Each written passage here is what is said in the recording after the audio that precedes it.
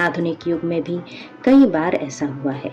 दक्षिणेश्वर के संत श्री रामकृष्ण परमहंस गंगा तट पर मंदिर में बैठते थे और उनके पास उनके शिष्य आते थे। कई उनमें अविवाहित थे तो कई उनमें गृहस्थ थे, कई बुजुर्ग थे, पारिवारिक जन थे, कई समाज के प्रतिष्ठित लोग थे। ऐसे लोग उनके पास आते थे, पास बैठते थे। हल्की फुल्की हंसी, वार्तालाप और फिर ज्ञान का प्रवाह, अलौकिक ज्ञान बहता था। मास्टर महाशय उनके एक शिष्य हुए हैं। उन्होंने इसको संकलित किया है श्री रामकृष्ण वचनामृत नाम से। श्री अरविंद के पास कुछ गिने चुने शिष्य थे जिनके साथ वे सांझ के समय एकांतवास में भी मिलते थे।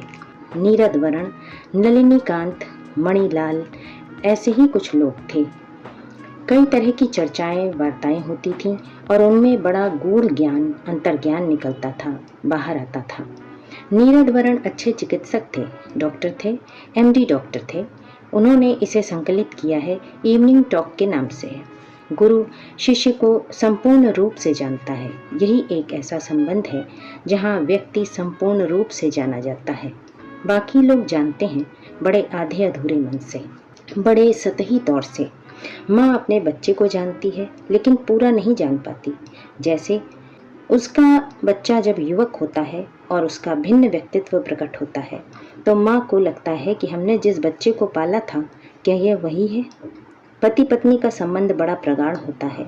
वे एक दूसरे को जानते हैं लेकिन कई बार ऐसे अनोखे रूप एक दूसरे के सामने आते हैं कि लगता है कि हम एक दूसरे से अपरिचित हैं।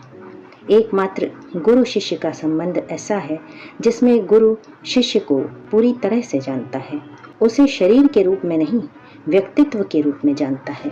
केवल सतह को नहीं जानता, गहराई को जानता है, उसके चित्त को जानता है, संस्कारों को जानता है, वर्तमान जन्म के साथ जन्म जन्मांतरों को जानता है।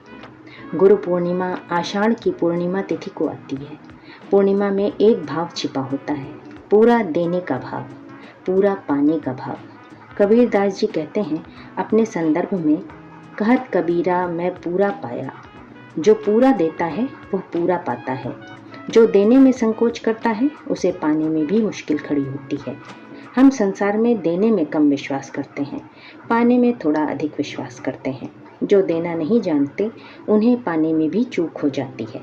श्री अरविंद ने लिखा है, तीव्र अभिप्सा, सतत समर्पण, पूर्ण निवेदन, यही गुरु शिष्य के बीच में संबंधों के सूत्र हैं।